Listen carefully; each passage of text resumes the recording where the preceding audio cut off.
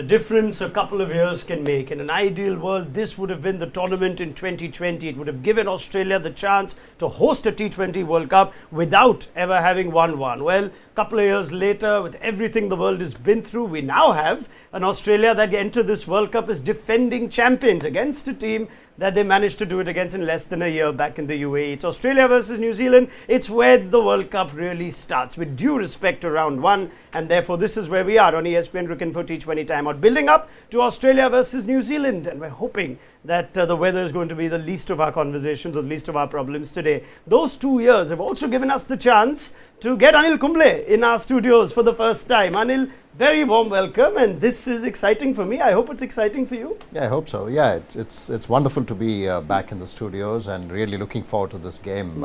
It's a clash between New Zealand and Australia, who are the finalists of the last World Cup. Obviously, New Zealand would want to get better with Australia, but their record in Australia hasn't been great. So yeah, it'll be a really exciting game today. You've built it up just perfectly, because you and me have the privilege today of probably just sitting back, enjoying the comforts of our news studio, being genuinely neutral, objective, and throwing the gauntlet down to two gentlemen that join us from either side of the Tasman in this age-old rivalry. Might I first go to Tom Moody, who is at the SCG, and he's going to tell us exactly why, and perhaps then introduce Stephen Fleming himself. Tom. Yeah, look, I'm at the MCG, SCG. I say, not the MCG. That's about 2 hours away on a plane. But the SCG. I'm here because we have a World Cup function. Cricket Australia and the Players Association have been kind enough to put together a function for all past winners of World Cups. There's a number of them, and so there's a number of past players that have got that recognition and that privilege. But unfortunately, Stephen Fleming, who my great mate across the Tasman, hasn't got an invitation to a function unless he's going to an All Blacks World Cup event coming up. I don't know. Flem, are you going to the All Blacks event? No, I'm not. And I'm good evening, everybody. And I'm pretty happy that I'm not going to one because I haven't got a lot of room with all the IPL titles I've got sitting over here, Mood. So I'm relieved that I don't have to squeeze a World Cup in there just at the moment. But yeah, you certainly. I thought that might have been the west wing of your house there with the a function going on later in the night. But you're in the prime spot for what will be an amazing occasion. I'm really looking forward to it. From this side of the Tasman, there's a huge amount of interest in this World Cup. There always is. And to have a bumper game for us, Trans-Tasman rivals starting the tournament is epic viewing. Yeah. Should I allow a response from you, Tom? Or should I just move on? No, you can. I was actually going to butt in, but it was such a good comeback. But, then again, it's nice to have a few IPLs, which Flem's been remarkable with his journey with CSK. But, I think a World Cup probably just sits just above that. Give cricket a few more years, Tom. You never know. But no, we take your point. we take your point. It's a very warm welcome to both Tom Moody and Stephen Fleming. And in all seriousness, this is the game that we're starting off with. Anil Kumble has brought up the first big question when it comes to a New Zealand-Australia clash, which is New Zealand's record against Australia. It's not a pretty one. And we look at two great modern-day T20 sides, but when they come up against each other, this isn't quite something that you think is a contest of evens. Flem, is this all on the outside? Is it noise? A lot of these New Zealand players have come up against Australia before and have fallen short. The World Cup final memories from last year are still fresh. How do you view this? Yeah, it's not noise. It's actually fact. And it's something that New Zealand have to overcome. That in a series, we've really struggled. So repetitive games against Australia have always been tough. We've always found that tough. But one-off games are a little bit different. And we had high hopes going over to Australia to play the one-day cricket final with Brendan McCullum. That didn't work out too well either. But there is optimism around this team and their maturity. They've got a few changes, but going to Australia and winning a one-off game, maybe two games against Australia, is a much easier task than having to sit out and win a three-match series or a five-match series. Is this your best chance to beat Australia as against a final like last year, Anil? First game of the tournament, you never quite always, because the pressure is on Australia. Yeah, they're defending champions. They're starting the tournament in their home home ground, and the pressure will be on the Aussies. And yes, this is the best chance for New Zealand to get one above Australia, get off to a good start, because Australia will also be thinking that way. I mean, whatever has happened is in the past. They want to start the tournament with a win here against New Zealand. Like Flem mentioned, it's a lot easier playing these one-off matches because it's just the team on that day who performs. It's just a matter of one batter going through, a bowler getting a couple of crucial wickets. So it's all about how you turn up on that day, and New Zealand will be hoping that they'll put up a good show here. I mean, I don't know how many of us looked at Australia as favourites in the last T20 World Cup. Tom, in fact, was one of the things that had evaded them since the conception of the tournament, and now here we are as defending champions. When we grew up watching Australia, we knew that they fancy the tags of favourites, even if they're at home. We know that no home team has ever won a T20 World Cup. So are Australia up for this, or is there a different pressure to this set of players after having won the World Cup just less than a year ago? Yeah, look, I think the team are certainly up for it, and I think the fact that it's at home, I don't believe is an added pressure to this group of players. It's an experienced, a mature group of players, a little like what Flem was saying with New Zealand. There's players that have been in the system, international cricket, and also through franchise cricket for a long time. So they've faced many challenges. So this won't certainly knock them sideways being at home. I suppose if I look at the concerns for Australia, there's a couple of things that stand out for me. One is the form of Finch at the top of the order. There's been a lot of talk around him. Yes, he's just recently retired from 50-over cricket. He just got some runs in a warm-up game against India in Brisbane, which I saw. Yeah, he was great. It was great to get runs, but still, it wasn't the vintage Finch that we're used to seeing. So that's a concern for Australia, and the fact that they haven't won many games of cricket. It's all well and good saying, "Oh, look at the lists, look at the playing 11." They've got a strong playing 11, but going into a tournament, it's nice to have some winning form under their belt, and they haven't won a lot of games recently. And I think that's going to be something that they need to get set right early in this tournament, because once they get into those pressure situations, that's when you draw on, that confidence from winning. All right. Now, if you were following our coverage around this game on the eve of the clash, you were worried. You were probably checking for weather updates in Sydney. Why don't we ask Tom Moody himself? He's going to be our weatherman just for the next 30 seconds. And I'm hoping we don't need to discuss it. But no signs of Cyclone La Nina, if I've pronounced that right, Tom. Looks all right at the SCG for an on-time start?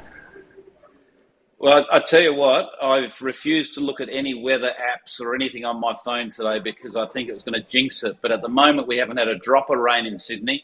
It is overcast. There's no question of that. But it's been overcast here for 3 days. And I've been here and witnessed that, and we haven't had any rain. So fingers crossed, we're going to be all okay with regards to weather over the next 3.5 hours or so. All right. Well, let's hope we get that on-time start. We should have a toss soon. We'll then respond to what the playing 11s are.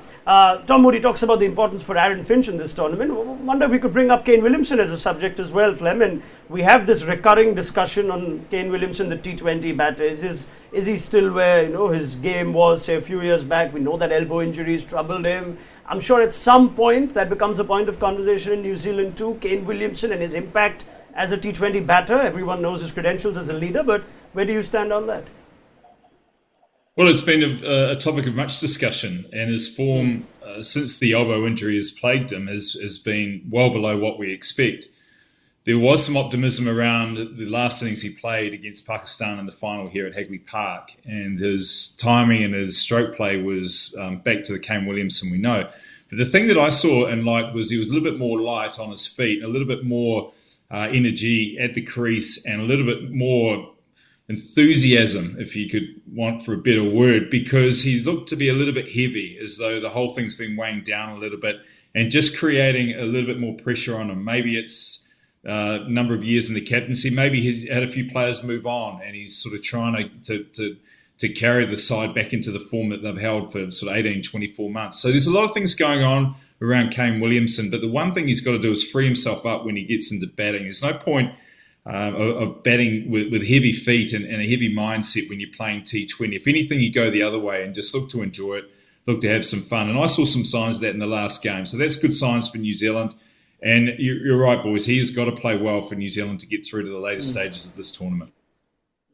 I'm going to carry on that Kane Williamson discussion. Tom Moody knows Kane Williamson more than anybody as well, Anil Kumble too. But let's get you some updates. The first toss of the Super 12s has gone down and it's gone Aaron Finch's way. Australia will bowl first. And this could effectively decide the course of the game if this was the last T20 World Cup in the UAE. This is Australia though. We don't get the due that we do in our part of the world. And we've seen round one give us an indication of that. 150s, 160s seem to be hard to get, albeit with a different set of teams and players. So is winning the toss and fielding really an advantage? Anil, Australia bowling first. I think Australia should know the pitch better. They've played at SCG and going by their lineup, they would prefer chasing. New Zealand, I think they will take this because like Flem mentioned, it's important that Kane Williamson, who's their main batter, frees himself up. There's no pressure when you're batting first. There's no scoreboard pressure. You just need to go there and free yourself and bat. And if New Zealand can get to 160, which probably is their, that's the kind of score that they look at. It's the first game, so a couple of early wickets, they may certainly put pressure. So Australia, always runs on the board, chase because of the team that they have. New Zealand, I think, it's a good chance for them to just go out there and not worry about anything, just go and bat freely. I mean, it would be fair to say most 2020 teams now, franchise or international, fancy themselves chasing. And if you were entering the World Cup in the UAE or even in our part of the world, you'd say, we're going to keep chasing. Can you set that as a pattern going into a World Cup in Australia as a template? No, not really. I think Australia is different. You'll have to go by the conditions, and especially with rain around. I mean, Tom did mention it's pretty cloudy, so there could be some rain around. If there's some rain around, then I think you're better off chasing with the rules of the game that they are. So that's probably one of the main reasons, perhaps, which changed Australia in taking that decision as well, looking at the weather and then taking a call on what to do after the toss. Okay. Can we take anything from round one at all, Tom, with different sets of players, opposition, number of the associate teams too? But we did see batting first is at times even an advantage. Today there's the weather aspect as well, but Aaron Finch winning the toss in bowling, is that a no-brainer? I think it is a no-brainer. I think, and it's mainly based around whether you want to be in a position batting second. If it's a shortened game, you've got control of the game in that sense, because as we know, as the rules stand, it can go right down to a 5-over game if it is rain affected. So Australia have the upper hand by batting second. Look, I haven't been out and seen the pitch, but I can see it from where I'm positioned over the top of this camera, and it looks like an absolute belter. There's certainly nice brown strawy colour to it. So I would imagine in Australia, not just here at the SCG, but at all the venues, they'll do their best to try to produce good batting surfaces and have that sort of traditional sort of pace and bounce in them as well. So historically at this venue, we're talking around about 170 as a pass score. And I think if New Zealand get to that 170, it puts Australia under pressure. All right. As far as team news goes, we know Daryl Mitchell was ruled out of this game. He was such a star for New Zealand at the last T20 World Cup. We thought that they might have to fill those shoes with the likes of Mark Chapman. There's also a question to them on whether Adam Milne would find room, whether Michael Bracewell with his form would find room. We know that Bracewell, Milne do miss out, and they have found room for Lockie Ferguson, who's recovered from an injury. So they picked one of Ferguson and Milne, which is something Stephen Fleming indicated, but no Bracewell, which I guess means, Flem, as I just wait for the 11s, is that they've gone with both Nisham, Santner and Chapman as well, and left out Bracewell. Thoughts? Keeping up with you just then, there was names flying all over the place. So I have no idea what they're going to do. My initial thought was that they would stick to a long batting order and bring Ferguson in. Here they go, if I can read that out. So Alan Conway, Williamson, Phillips, Chapman, Nisham at 6, Satner 7, Ish Sodhi, which surprises me a little bit at 8, Southey, Lockie Ferguson and Trent Boult. So the only one I'm a little bit surprised with is Ish Sodhi. He didn't have a great last game here in the final, and I thought they might have gone with the extra batting with Bracewell doing so well with the ball. So a little bit surprised by that. Just bring that team up again. Flem says he's just worried about the depth in batting. We're looking at somebody like Mitchell Santner coming in at 7. Tim Southey, you think it'll be 8. Then you've got Ferguson, Boult. Boult's an all-rounder for the Rajasthan Royals, by the way, these days. Flem, I wonder if there's been a joke running around in New Zealand on that? There's a lot of jokes around Trent Bolt as some of the catches he takes and how he milks that, but his batting is certainly entertaining. I think around Sodhi, it's not so much that they're worried about batting. Bracewell's option with the ball has been good, and he gives you another string to the bow with batting. So if you're batting down to 8, first game of a tournament, just go out and have a crack. It's almost a free hit with the extra batter. And Bracewell's bowling has been very good. So you've got the left arm with Satner and Bracewell as well. But I guess looking at Sodhi, they're looking at another wicket-taking option, which if it stays dry, could be good. The other aspect with the leg spinner, and if there is a bit of rain, which is expected, it could be difficult to play a full part or full role if the ball's a bit slippery. Now, Anil Kumble did say before we came live that he would like to see Sodhi. If they're playing a spinner, play the specialist like he. There's no bias here. No, I think Sodhi, of course, Flem did mention about not having a good game in the previous one, but he's always a handful. If you're looking in the middle overs, picking wickets is crucial, especially against a batting lineup like Australia. And yes, Bracewell would have given you a longer batting lineup. But I think with New Zealand batting first, this sort of works out for them with Sodhi being there to bowl those overs if rain keeps away.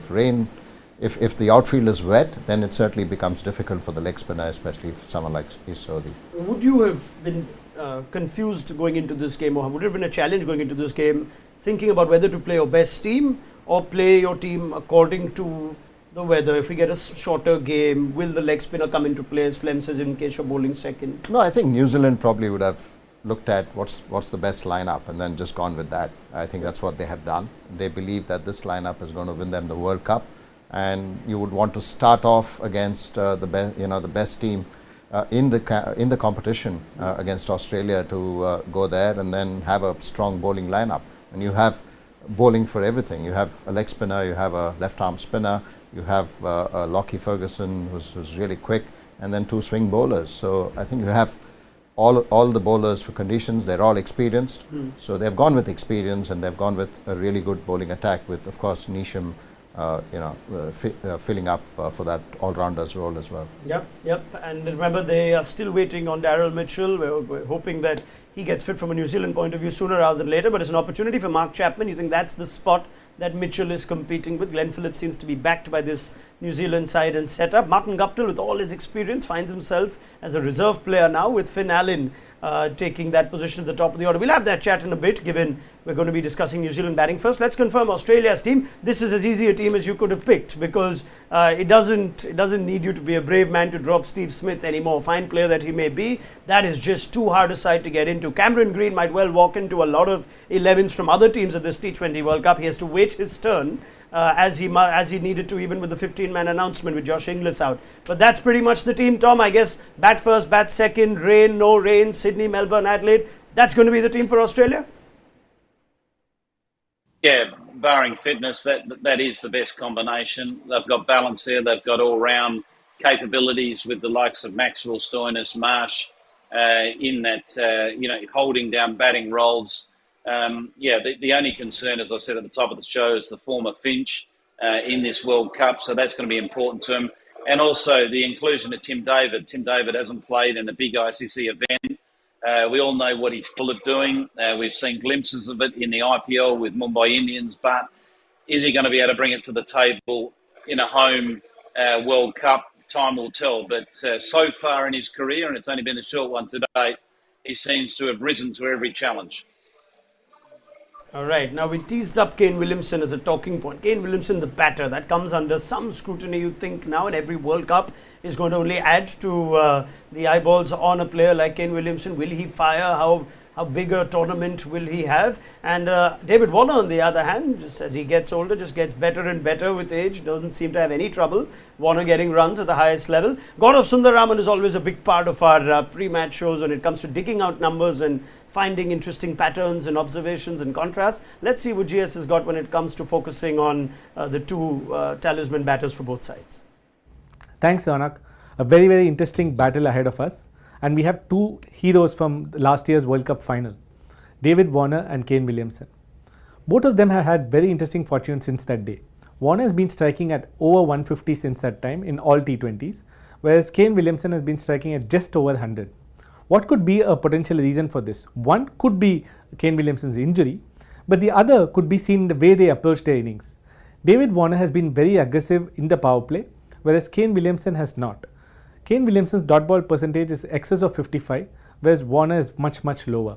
Similarly, when you look at the aggressive shot percentage, Warner's aggressive shot percentage is close to 45%, whereas Kane Williamson is just over 20.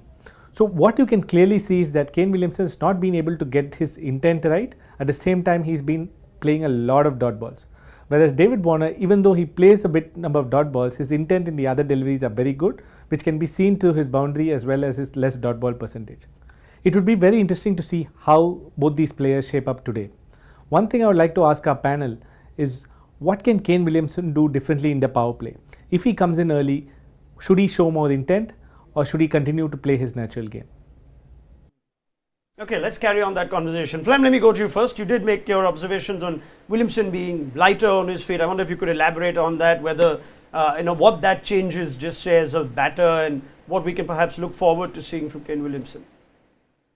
Well, one thing I think he will look forward to is a little bit more pace in the wickets. Australia is a lot quicker than New Zealand, and some of the grounds that they play on will be a lot quicker. So when the ball comes on, Kane Williamson is very good behind the wicket on both sides. The dot ball one's a really interesting one, because when Kane Williamson's playing well in any format, he is right up there in terms of low dot percentage. Even test match cricket, run a ball hundreds, we've seen Kane Williamson do very easily. So it just shows he's a little bit out of nick. So some of these balls will be hitting behind point, or there might be a couple of fielders that have been adjusted for that, the shot that he runs off through gully and slip area. So there's a couple of adjustments he needs to make, but he has to be crisp, and his decision making has to be crisp and find the gap, because that's his strength. If he doesn't find the gap, then that dot ball percentage is going to go way up. If he finds the gaps and hits those early boundaries, he will then sink into a tempo that'll be around 135, maybe up to 140, and it allows those guys to bat around him. So that's the key role, but he must find the gaps early on and get those boundaries to give him a little bit of confidence and get him to settle, and then those around can do their thing while he anchors the innings. All right, let's go to Tom Moody as well. And now I think I have absolutely no conflicts when I need to ask him to tell me stuff that goes on in the Sunrisers dressing room. Right, Tom? That's one of the good things about what's happened in the last few months. So tell me, has this conversation come up when it comes to Williamson's dot ball percentage in his years that he struggled, and your observations from what you've just heard? Yeah, look, absolutely. We've had plenty of conversations. Kane is, as a personality, is someone that's more than open to feedback and honesty around his own game. I think the first thing we need to understand, which is what we do know, is the impact his injury has had on him as a cricketer. We've seen him out of the game for a long period of time, and we've seen his game compromised because of that injury to his forearm. And it's his top hand forehand. So, being a right-hander, that's a really important part of his armoury with regards to his game and his technique. So how that's impacted Kane Williamson? Well, Kane Williamson, his DNA is based around volume. He has always relied on his preparation being high volume preparation, a lot of ball knocking. So he feels absolutely bulletproof when he comes to, match situations and pressure situations. I agree with Flem. If all that sort of injury is behind him, he needs to play just proper cricket shots. We know what Kane Williamson can do. There's no point him trying to be someone else. He needs to set the tone and set the platform for the other players like your more dyers around him to take charge. His dot ball percentage, I think, will evaporate, or certainly the issue with his dot ball percentage will evaporate once he has a little bit more freedom and confidence at the crease. But it looks like, listening to what Flem had to say earlier, with a couple of knocks recently in New Zealand, he's lighter on his feet, he's quicker and more adaptable at the crease. We'll see him get up and running. At the end of the day, for New Zealand to win today and to be successful in this World Cup, Kane Williamson needs to be batting well 60% of the balls that are provided to New Zealand. Such a sort of world-class all-format batter, going through a tough time. We've heard of his injury concerns as well. I wonder what sort of conversation you'd be having with him ahead of a World Cup like this? Would you have a long conversation with someone? No, I think he would know. He would know that sometimes batters who have not been at the best of their form, and yes, Flem did mention about the injury. We know Kane Williamson, what a world-class player he is. Sometimes a World Cup sort of brings everything back, and it's just a matter of one innings, and I'm sure that's something that Kane Williamson will be looking forward to. And like I mentioned, this probably is a blessing in disguise. Batting first, you don't have the scoreboard pressure. Yes, he can't take his time, because we saw that once he starts taking a bit of time, he suddenly gets into a shell and then he doesn't rotate the strike. So you just need to free up and then be nimble on the feet, and you need to show a little bit of intent. Once you show that intent, as a bowler, you sort of tend to bowl a lot more loose deliveries to a batter who shows intent. And that's something that I'm sure would be the conversation if I was there having with Kane Williamson. But otherwise, he's a world-class player. It's just a matter of one innings, and today could be the day. Would you put him in the same boat as, say, Virat Kohli when it comes to conditions in Australia may actually help them, which is something that Fleming Moody also pointed out? Oh yes, pace of the ball on the pitch certainly makes a big difference for someone like Kane Williamson. He uses the pace. He plays a lot of shots square of the wicket. He runs down the ball. Everybody now sort of sets fields for that as soon as Kane Williamson walks in.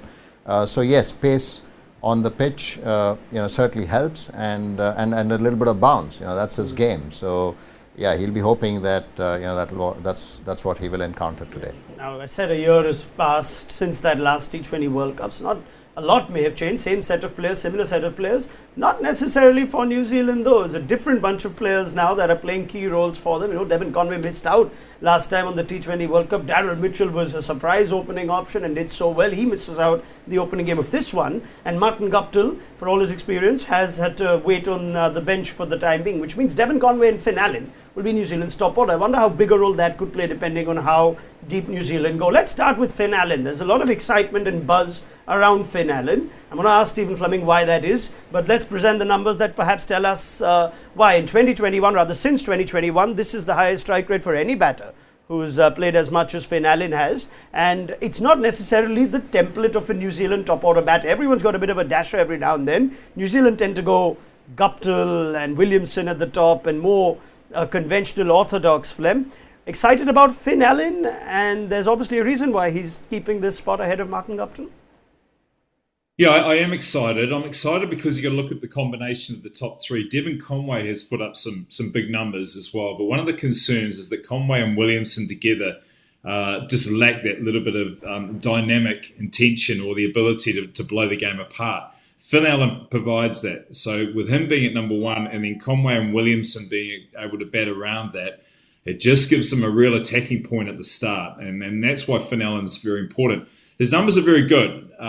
He's still unproven at international level, as a lot of these young players are, but his skill set is dynamic. And one thing he won't leave is anything in the dressing room. It is going to be all guns blazing. And if a player like that can get hot during a tournament, a short tournament like this, then they can be an absolute weapon. So that's what New Zealand are hoping for. You've got the skill of Conway and then Williamson, and then some power to come down the order. So it's a nice balance in combination with those other two, with Finn Allen at the top. Yeah, let's bring out Devon Conway's numbers too as well. And this is a Devon Conway that's being highly rated around the world. We saw the best of Conway towards the end of the IPL this year. Had to miss out initially. We'll ask Stephen Fleming why, and let's see if he gets us an answer. But anyway, those are numbers for Devon Conway. He's averaged well over 50 or close to 50 in the last 3 years. How do you classify Devon Conway, the T20 batter? I don't think you can just say he's conservative. Flem, there's something about Conway and the volume of runs that just keeps him apart from perhaps other batters that may strike at 120, 130? Yeah, it is good volume. They're very good numbers. The only concern is that the just downward trend of his strike rate. He also has to play with really good intent. He has the ability to score at 140, 150, and he's very good against spin. But you look at that 151 down to 135 and 126. So that's me probably talking too much with him at Chennai, being a fellow left-hander and telling him to be a bit more conservative. But he has just got to throw the shackles off a little bit as well. He's got some beautiful timing through the offside for a left-hander, really Mike Hussey-like. So his ability to hit through the covers and through point and get underway in style is something to look for. But his ability also to put up the good numbers, batting with the likes of Fennell and Williamson. See, Williamson's a little bit of a concern with Conway. They've just got to watch that one of them takes the initiative and hits out if need be. They can't bat too long together, just knocking it around and being conservative. So, that'd be interesting to see how that dynamic plays out between those three. You get the feeling looking at that 11, Flem points out they've gone a batter light. That's a bold or a brave call, and that just puts that much more on Allen and Conway if New Zealand are to go deep. Those two have a big role to play, Anil? No, certainly. I mean, the two people who I think have a large role to play would be Conway and Williamson. I think Finn Allen, players like him and Glenn Phillips need to just go out there and then not worry about, what Flem alluded to, saying, okay, leave everything behind in the dressing room, just go out guns blazing, and that's what you would want these players to do, and the Conways and Williamsons can hold the ship together and make sure that you get to a challenging score. And Finn Allen, if he comes off in those first 6 overs, it's massive pressure against Australia. So that's what I think New Zealand will be hoping for. Yeah. Up against them, first ball, if you're a New Zealand batter in a big World Cup game in Australia, can't possibly get through without Mitchell Starc, and we will have Mitchell Starc raring and fit and ready to go. We don't see as much of Mitchell Starc as we would like to. In our part of the world, he doesn't enter IPL auctions, and we only get to see him play marquee tournaments and series for Australia. We've seen just a bit of Starc in 2022, 7 games, 10 wickets. That's a steady sort of way to go. But Mitchell Starc, the World Cup version, is very different, and that is perhaps something that most opposition teams tend to work on, plan for, prepare for. He's always been good in World Cups, ODI World Cups, T20 World Cups. It's a different beast as Mitch Starc. Tom, no concerns about what Starc does between ICC events? We're expecting the beast version of Starc in this World Cup as well? Yeah, I think the beast version's turned up, to be honest with you. He's such a valuable asset to the Australian team. One of the main reasons is his ability to take wickets in the power play. And as everyone on the panel knows, the value of that is irreplaceable. If you can get someone that can break through early and have that impact with a couple of big players, you're suddenly on the back foot from a batting perspective. So Starc gives you that impact up front, but he also gives you that ability as a death bowler. So we all know he's a threat, he's fit, and he's raring to go. In an opening World Cup game, this is the big stage. You said a lot of good things about Finn Allen, but is this the test to take him to the next level, Flem? Done well in other leagues or in other parts of the world. Let me go to Tom with this first up. Finn Allen's a highly rated T20 player, Tom, but the World Cup often separates the boys from the men in these things. Yeah, look, Finn Allen's the same as Tim David. Both have got great records to this point, but they really haven't, I suppose, charted the waters of international cricket and that pressure. So it's going to be intriguing how players like that go. New Zealand desperately need Finn Allen to kick off and have that impact up front, as Flem alluded to. They've got world-class players around him, but they're not really big impact players. So, I also agree the point that Flem made about the balance of the New Zealand side. I am surprised that Bracewell's not in there, Moody. Sorry about that, Anil. I know you like to see the leggy in there, but their batting looks thin. And, with the likes of Neesham at 6, Santner 7, to me that looks light. It looks very, very light. And Bracewell's talking about hot players. He's a hot player at the moment, and I think he can do a job with his off spin, gives them better balance. But what it does, it gives the likes of Finn Allen the freedom to play like Finn Allen. And it also gives a little bit of pressure released to the likes of Conway and Williamson to allow them to play their natural games. Okay, so are you trying to temper that freedom a little then, Flem? World Cup game, big World Cup game. Brendan McCullum's tried to take Mitchell Starc on in the past and it doesn't work, and suddenly you feel like that was the World Cup back in 2015. Are you going to be telling Finn Allen, yeah, you could do your thing, but just hold on? Are you going to ask him to play a little differently today? No, you can't have a dollar each way. You've got to be all in, and I would expect nothing less. They will throw caution to the wind early, and almost the first game, it's a bit of a free hit. The way the competition is set up, you've still got chances going forward if it doesn't work out for you in this game. So really give it a crack. The adage of not leaving anything behind in a World Cup and nothing to lose. That they will all be part of the team meetings and all part of T20 cricket. It's if someone has their day out, they can win. So why not encourage your players to have that day out? I don't think a conservative nature will win this tournament. And I don't think a conservative nature and then trying to be more aggressive later on will work either. So go aggressive from ball one. While it's perfectly valid what you said, there is time to come back in this tournament. You have 5 games. This is arguably the tougher group. And I might like to point out for Anil Kumble and Tom Moody and our viewers' benefits, when Stephen Fleming was picking his top 4 in our tournament preview video, he did say New Zealand and England from this group, with Australia to miss out at home. So would you like to revisit that, Flem? No, I'm going to double down, especially looking at Tom.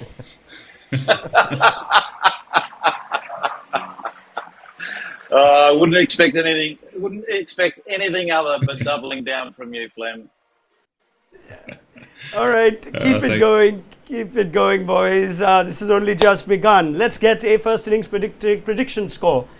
First game of a World Cup, so hard sometimes. We're not sure the weather and conditions are going to be like, but what would you be happy with if you're New Zealand? I think just about par, 160, 165, around that part. I think they'll be happy with that. Tom?